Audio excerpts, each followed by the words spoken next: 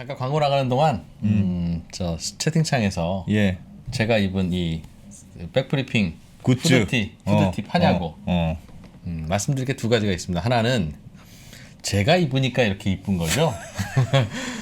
티가 좋아서 이쁜 게 요즘 아닙니다. 요즘 조금 점점 발언의 수위가 높아지는 것 같습니다. 저는 항상 사실대로 여러분이 기분 나쁘건 기분 좋건 관계없이 네. 항상 팩트를 말씀드립니다. 제가 입으니까 이뻐 보이는 거니까 너무 과도한 기대는 하지 마시고요. 두 번째, 네. 이걸 저희가 안 그래도 필요한 분들에게는 팔려고 네, 하죠. 제작 원가 플러스 유통에서 하려고 하는데 제작 원가 자체가 너무 비싸 해보니까 너무 좋은 걸로 네, 만들었어. 품질을 너무 좋은 걸로, 왜냐하면 내가 입을 거니까. 저희가 판매할 거라면 뭐 그냥 싼 걸로 했겠죠. 네. 근데 이제 저희가 입으려고 만들다 보니까 단가도 너무 높고. 저도 들었는데 단가가 네. 진짜 높더라고요. 근데 이제 저희는 또 당연히 뭐 조금 더 먹고 살아야죠 어떻게. 그러다 보니 네. 좋은 거 팔고 욕 먹게 생겼어요. 너무 비싸서. 그래서 그냥 거의 안 팔려고 하는데. 네. 그래도 조금만 팔죠 뭐. 조금만? 한정판. 한정판으로. 네. 한정판으로 돈은 조금만. 벌고 싶어가지고.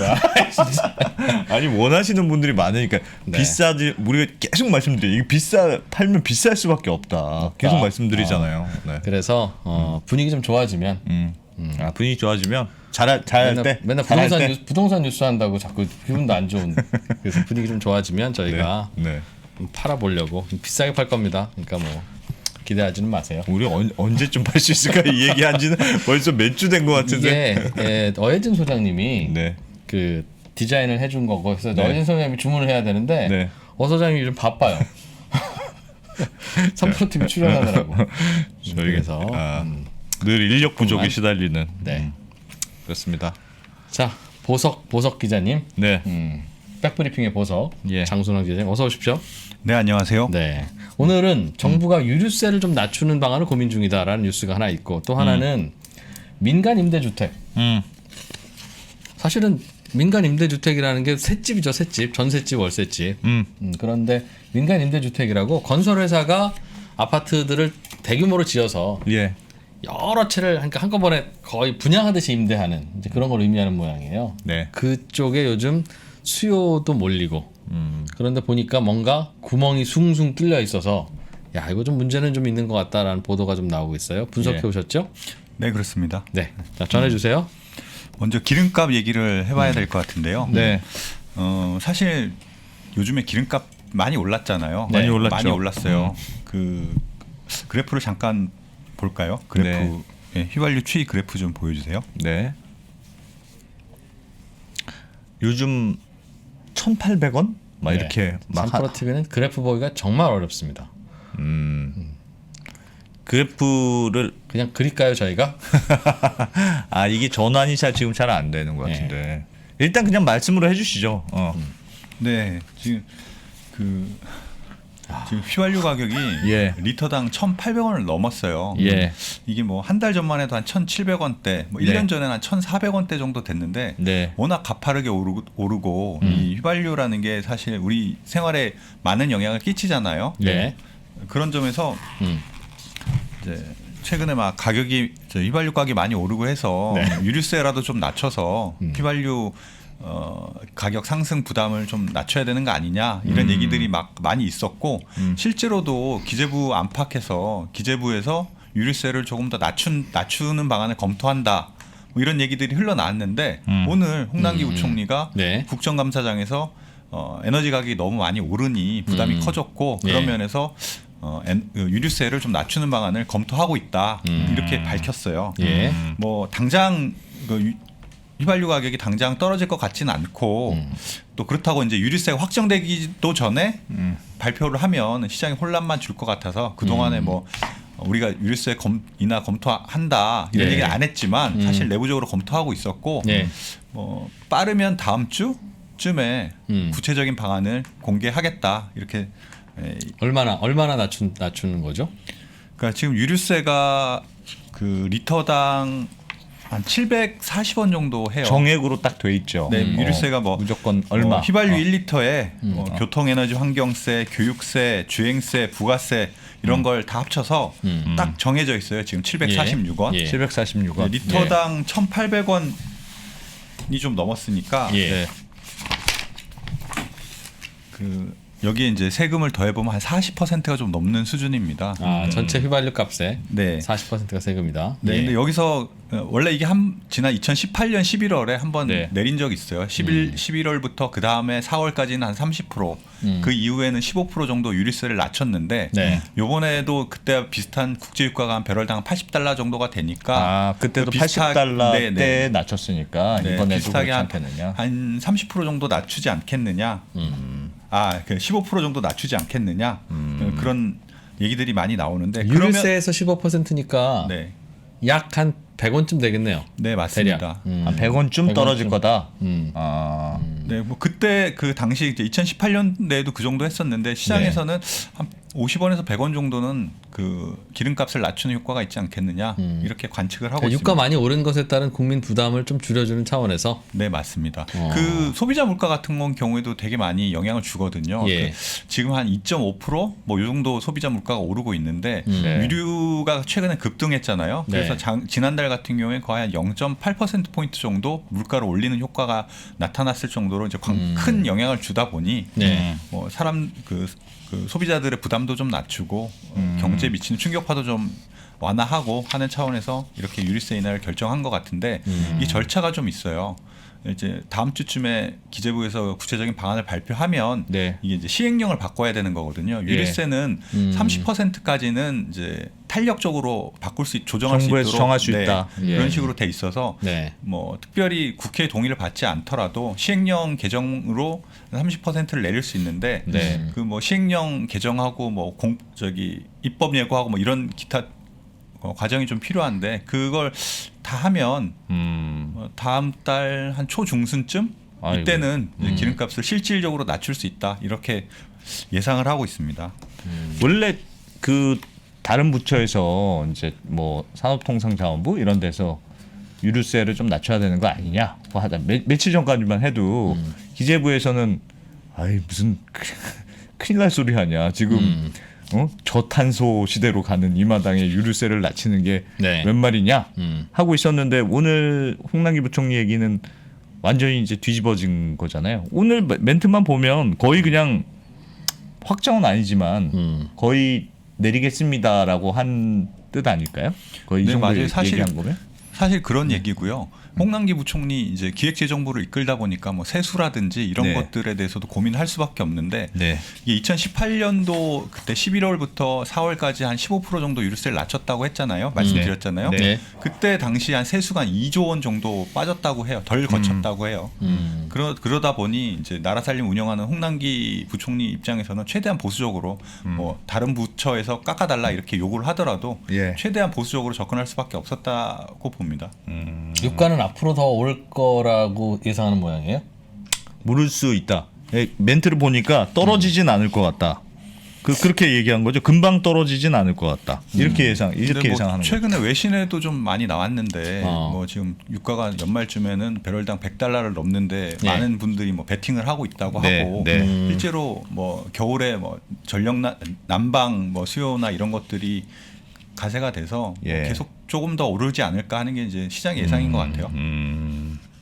그렇다. 그럼 정부는 정부가 정부 돈으로 유가 파생 상품을 좀 사고 위쪽으로 뭐 콜옵션 같은 거 세수 줄어드는 거를 만회하기 그리고 위해서 유세 깎아주고 나서 더 오를 거니까 여기서 벌어서 야, 보면 야, 이게 참신한데요 아이디어가. 제가 기재부로도 가야 되겠네. 갈 때 진짜 많다. 갈 때 진짜. 제가 옛날에 그 이명박 대통령 때 네, 자원 외교 이제 자원 외교가 아니라 참 자원 개발이었죠. 네, 우리나라도 이제 유사시에 석유를 갖고 오려면 해외 여러 곳에 이제 자원 개발을 특히 이제 유전 같은데 해야 된다. 원래 엄청 많이 사들이고 했죠. 그때. 네, 뭐 그런 거 할 때도 좀 이상하다 싶긴 했었어요. 왜냐하면 유사시에는 유사시라는 게 언제예요? 그 산유국들이 석유를 안 판다는 거 아니에요? 그렇죠. 산유국들이 석유를 안 팔거나 아니면 팔긴 파는데 우리나라를 못 가져오도록 뭔가 그 바다가 봉쇄가 되거나 예. 거의 전시 상황에서나 이제 생기는 일인데 네, 전시 상황에서는 우리가 해외에서 유전을 개발하고 있어도 그 길은 못 갖고 오는 거예요. 그렇죠.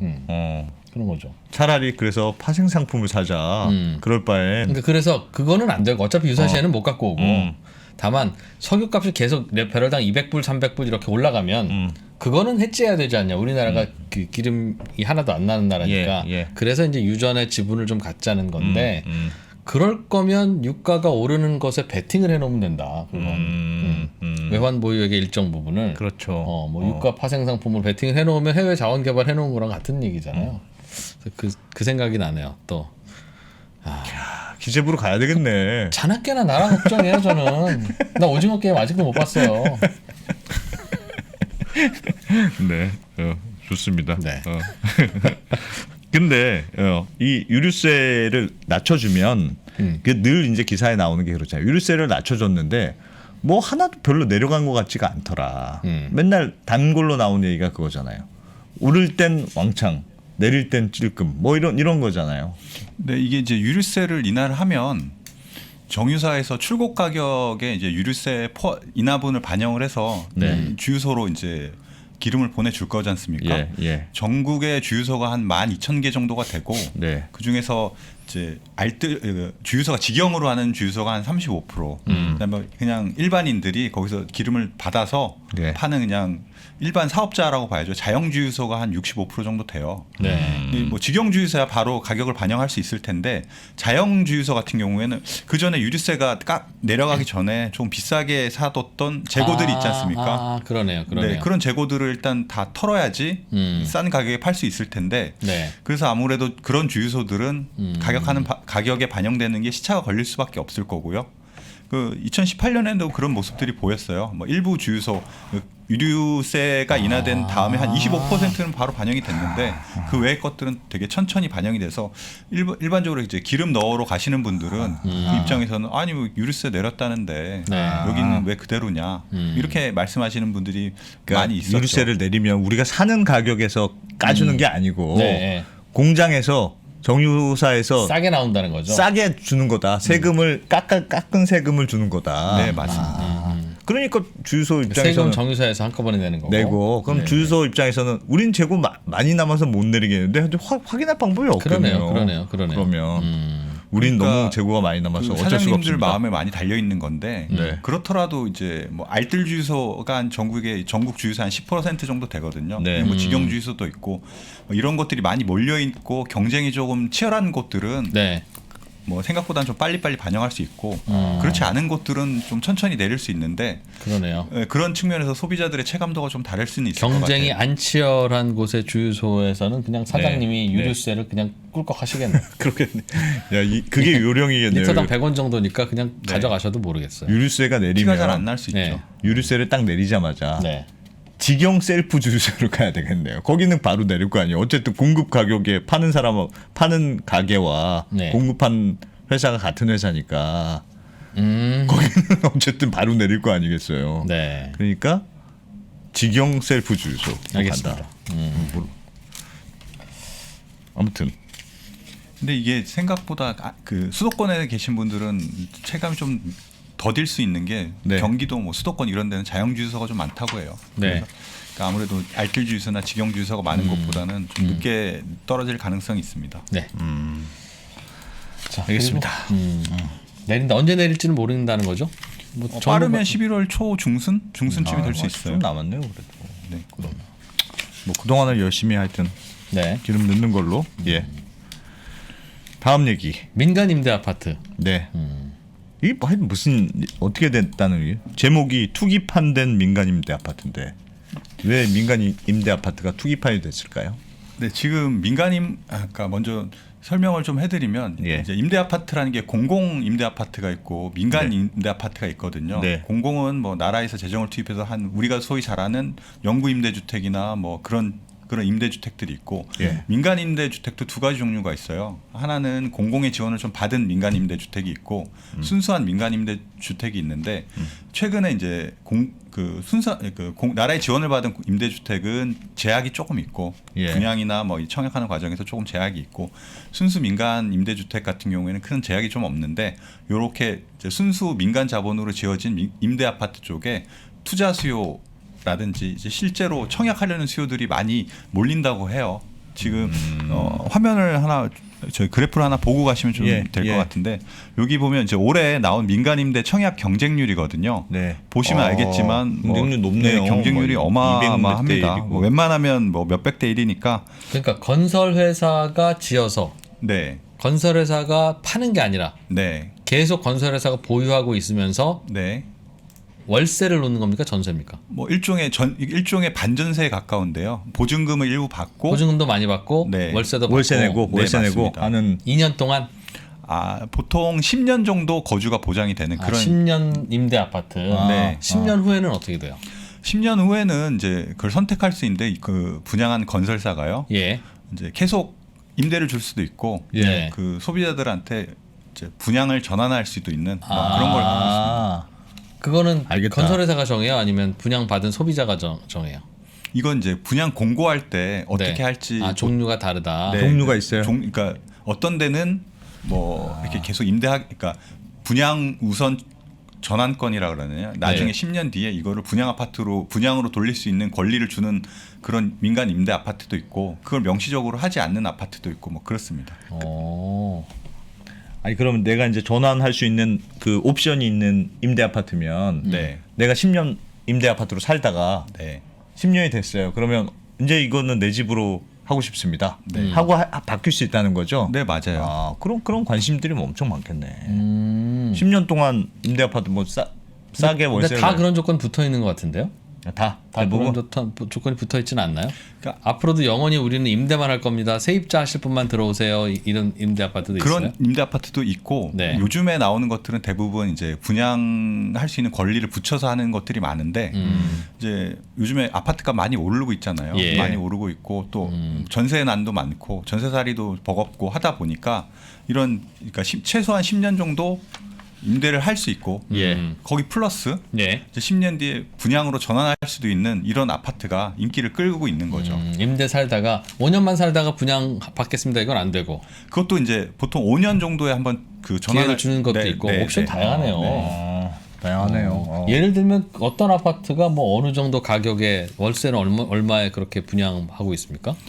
그 지난 9월에 용인 수지에서 분양한 이제 아파트가 하나 있어요. 네. 그 수지구청역 롯데캐슬 하이브 L 이게 민간 임대 아파트였는데 여기가 아까 저기 표에 보시면 227대 1 이렇게 나왔던 그 아파트거든요. 네. 제 위에 있는 거. 715채. 네. 예. 예, 여기 이제 웃돈이 지금 뭐 이렇게 붙어 있는 이 그래프가 있는데 여기에 사실 이게 아파트가 싸지가 않아요. 네. 분양했을 때 그 전용 84제곱을 예로 들면 보증금이 한 8억 6천만 원에서 한 8억 9천만 원. 보증금이 보증금 예. 거의 9억이네요. 네, 거의 9억이고 이 다달이 임대료로 한 100만 원 정도를 내야 되는 그런 곳입니다. 9억에 100만 원? 네, 좀 네. 비싼데요? 근데 이런 아파트에 거의 227대 1의 경쟁률 9억이면 어마어마하죠. 주변에 비슷한 컨디션의 비슷한 아파트는 분양 가격하고는 뭐 매매 가격은 어느 정도 하는데요? 이게 이제 근처에 새 네. 아파트가 없어서 직접 비교하기는 좀 그런데 네. 그 근처에 한 20년 된 같은 면적의 아파트가 10억이 넘거든요. 그러니까 이 아파트가 이제 새 아파트라는 걸 감안해도 네. 뭐 감안하면 적정한 분양가다 이렇게 볼 수도 있고 또 일부에서는 분양가 자체가 조금 비싸다 뭐 이렇게 평가하시는 분도 있어요. 그러니까 최소한 뭐 싸진 않은 정도죠. 20년 된 아파트가 11억, 10억 좀 하는데 예. 새로 분양한 아파트라면 제값에 분양했으면 한 15억은 하지 그러니까. 않을까요? 15억? 예. 뭐 그렇게 보는 분도 있고. 근데 하여튼 15억짜리 아파트를 네. 9억에 100만 원에 준다. 네. 비싼 것 같은데 그래도 아니 모르겠네요. 사실상 15억 전세에 주는 개념이네요. 이제 나머지 차액에 대한 예, 시장 이자율을 감안하면 그 정도 가격 얼추 그냥 그 정도 가격이 가격이다. 맞을 것 15억 같습니다. 정도. 15억에 분양했어도 한 6억 정도 대출 끼고 네. 내 돈 9억 넣어서 사실 분들이 예.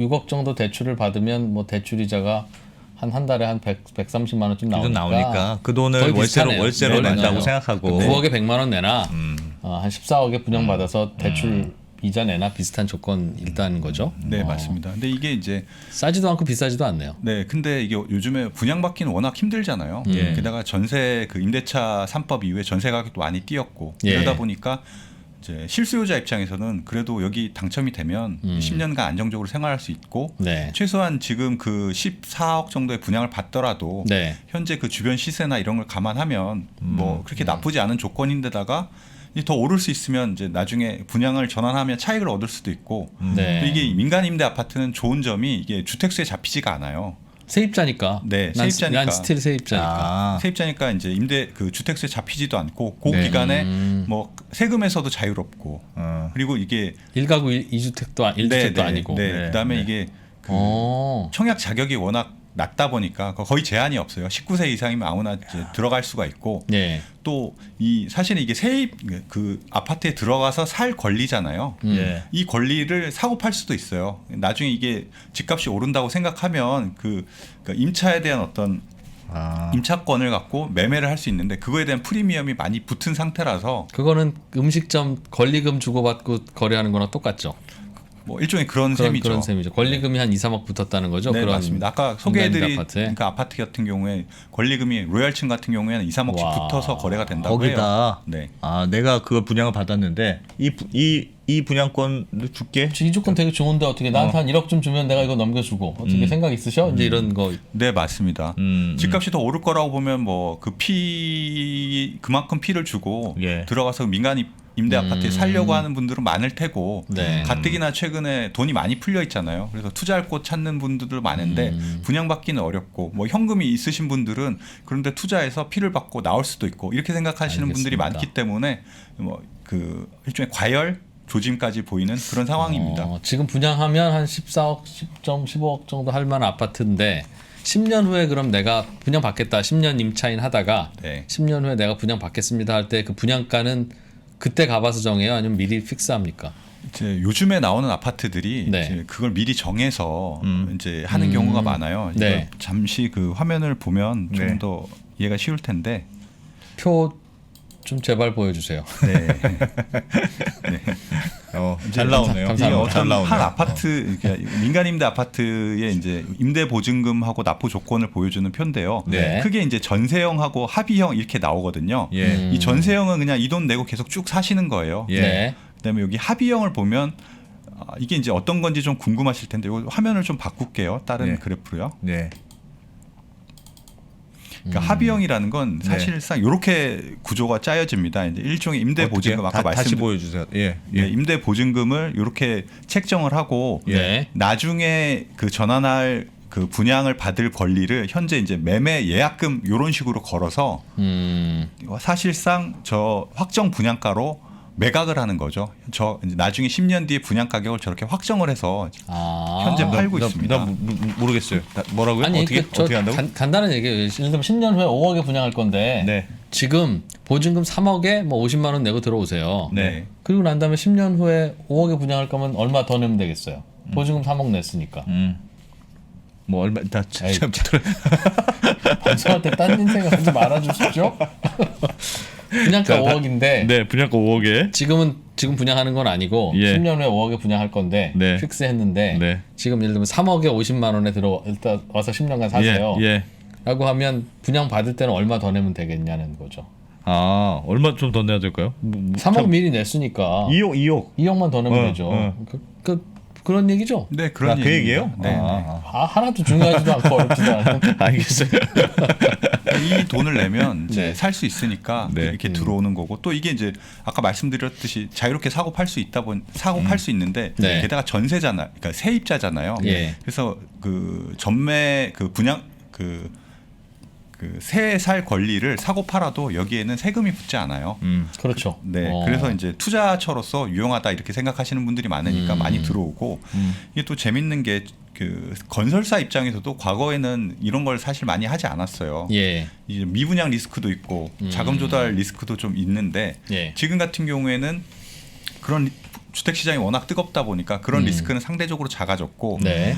왜 이제 분양을 하면 그 규제를 어마어마하게 받지 않습니까? 네. 분양 가격도 그 건설사가 원하는 만큼 못 올리고 근데 이 장기 민간 임대 아파트 같은 경우에는 분양가 통제를 안 받아요.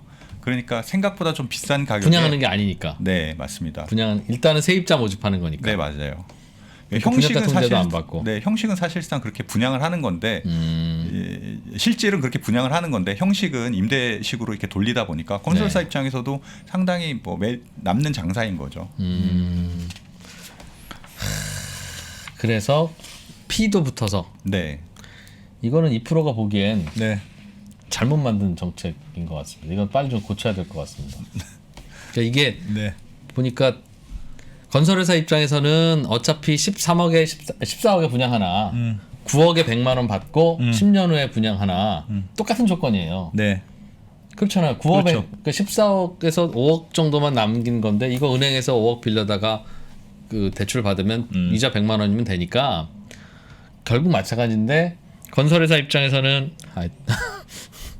건설회사 입장에서는 네. 그 분양가 상한제 안 받아도 되니까 비싸게 받을 수 있고 네, 맞습니다. 세입자 그 들어가겠다고 하는 신청한 분들은 사실상 아파트 사는 건데 10년 후에 내가 정해진 가격에 분양받을 수 있는 권리를 사는 건 그냥 산 거죠. 실질적으로는 그렇죠. 실질이 산 거죠. 그런데 이거를 무주택자로 분류하니까 보유세도 안 내고 심지어는 청약통장도 안 깨지고 무주택 기간도 쌓이고 거기에 이 과정에서 집을 한 채 더 사더라도 1주택이고. 그러니까 그러니까 이렇게 경쟁이 몰리는 거죠. 그러니까 돈 좀 있는 분들 임대 아파트는 진짜 임대만 하는 거라면 무주택으로 봐줘야죠. 내 집 없는 거고 미래에 내가 얼마 주고 집을 사야 될지도 아직 정해진 건 없으니까. 근데 10년 후에 분양 전환을 한다고 하고 권리를 주면서 분양가도 픽스를 해뒀으면 이거는 집을 산 걸로 봐야 되는 거예요. 그냥 분양이네. 그냥 분양. 그럼요. 이러다가 이 동네 집값이 3억이 오르면 이 피가 얼마 오르겠어요? 3억이 오르지. 그렇잖아요. 네, 그러네요. 맞아요. 그러니까 이미 분양한 거랑 마찬가지니까 이거는 주택수에도 포함시키고 보유세를 물릴지 안 물릴지에 대해서는 고민을 해봐야 됩니다. 이렇게 등기가 안 넘어온 거니까. 근데 이거는 뭐 요즘은 이제 그러면 2주택제 되면 보유세가 많아지니까 네. 이것도 뭐 보유세를 고민할 때 세법에다가 시행령에 넣든 어쨌든 이거는 완전히 편법이네요. 그냥 양쪽에 다. 이런 민간 임대주택 분양이 많아요. 되게. 최근에 많이 늘었고요. 과거에 말씀드렸듯이 예전에는 리스크가 커서 잘 안 했는데 네. 지금 워낙 규제가 심하다 보니 이런 틈새 시장을 건설사들도 많이 노리는데 네. 아까 방금 말씀해 주셨듯이 조금 애매한 부분이 있잖아요. 이걸 예. 공식적으로 분양 공고문에다가 이렇게 전환해 줄 겁니다. 네. 이렇게 공고는 하지 않고 그 분양 공고문에는 그런 명확한 문구가 없는데 뭐 네. 나중에 이제 청약하러 오시는 분들한테 설명을 해줄 때라든지 뭐 이럴 때 분양이 됩니다. 이거 나중에 바꿀 수 약간 있습니다. 애매하게 말씀을 이렇게. 하고 뭐 그런 식으로 많이 넘어가요. 근데 이게 그래서 나중에 분쟁의 소지도 좀 있거든요. 난 그런 줄 알고 했는데 네, 안 네. 되는 것도 있고. 네, 어떤 모 사업장 같은 경우에는 그렇게 온 분들한테 그걸 추첨을 해서 일부한테는 나중에 분양을 할 권리가 있는 그런 형태로 판매를 하고 또 네. 일부는 세만 살 수 있는 형태로 판매를 하고 뭐 이런 식으로 한다고도 해요. 그런 거죠. 네. 그러니까 이제 이런 임대하는 권리를 임차하는 권리를 피 받고 프리미엄 받고 사고 팔아도 되느냐 그게 좀 네. 이상하지 않냐는 의견도 있을 수 있는데 안표네 안표. 근데 그건 이미 지금도 있어요. 예를 들면 우리 저 피터팬의 뭐 무슨 카페 있죠. 뭐 그럼 그런 거예요? 내가 어디 뭐 좋은 이쁜 동네에 네. 내가 인테리어 많이 해놓고 네. 지금 뭐 500에 30만 원에 살고 있는데 난 먼저 나가야 된다. 그런데 500에 30만 원에 추가로 나머지 기간 더 살 분 모신다. 네. 그런데 나는 이거 너무 잘해놓은 거라 한 인테리어 비용 500만 원 받아야 되겠다. 그럼 받고 세입자 바꿀 수 있잖아요. 예. 지금 이것도 똑같은 거예요. 그러니 그거는 뭐 거래하는 건 어쩔 수 없는데 이게 만약 이게 허용되면 예를 들면 한 25억에 분양할 수 있는 아파트. 요즘에는 그래도 분양가 상한제 뭐 이렇게 해가지고 네, 한 18억에 분양하라고 하는데 저 같으면 25억에 분양하면 분양가 상한제를 적용받으니까 저라면 그럼 24억 9천만 원의 보증금, 월세 10만 원, 그리고 10년 후에 25억의 분양 확정. 이렇게 해서 월세 아파트입니다라고 임차인 구합니다 하면 이게 분양이지 뭐예요 이게. 진짜 나쁜 놈이지. 네, 그럼 그 분양이지. 그럼 분양가 상한제도 안 받고 네, 네. 산 분들은 아. 주택수에도 포함 안 되는 게 말이 되냐고요 이게 이러는 게. 네, 맞아요. 그런 여러 가지 문제점들이 있어서 이게 사실 이게 현재 규정으로서는 이제 딱히 규제할 게 없어요. 규제할 수 있는 게 없는데 그 뭐 허그라든지 이런 분양 보증 기관들이 지금 이 민간 임대 아파트도 현재도 그 허그의 일종의 보증을 받고 있는 부분들이 있는데 네. 그런 부분들을 좀 지렛대 삼아서 이걸 규제하는 방향으로 지금 정책을 짜고 있다고 하니까 조금 뒤에는 바뀔 것 같긴 해요. 네. 아무튼 힘들어요. 그러지 말자. 그래서 그러니까 규제를 자꾸 하니까 이게 말도 안 되는 이야기가 좀 벌어지는 거잖아요. 예. 그러나 또 이제 생각해 보면 시장에서 이렇게 거래를 하고 싶은 건데 이제 규제 때문에 못 한다는 뜻이니까 규제가 바뀌든 아니면 이걸 규제 안에 집어넣든 어쨌든 이건 말이 안 되는 구멍이네요. 국토부로는 안 가도록 여러분 좀 도와주십시오. 갈 때 진짜 저는 너무 급해 가기로 했습니다. 너무 많다 진짜. 그러네요. 제가 보기에는 이 프로는 너무 나쁜 생각을 많이 하셔가지고 악의 구렁텅이로 가면 안 돼. 그래도 갈 거면 국회나 이런 정부로 가야지. 예를 들면 범죄 집단으로 갔다. 여러분 제가요 3프로 TV가 잘 돼야 됩니다. 네. 이게 만약에 잘 안 돼서 네. 내가 딴 직업을 구해야 되잖아. 그럼 나쁜 짓만 할 것 같아. 진짜 머릿속에 하루 종일 이건 이렇게 하면 되고 저건 저렇게 하면 되고 나쁜 생각 많이 나요 정말. 그러니까요. 네, 저를 시험에 들지 말게 잘 돼야 될 것 같습니다. 해주십시오. 네. 고맙습니다. 민간 임대 아파트가 이런 구멍이 있었네요.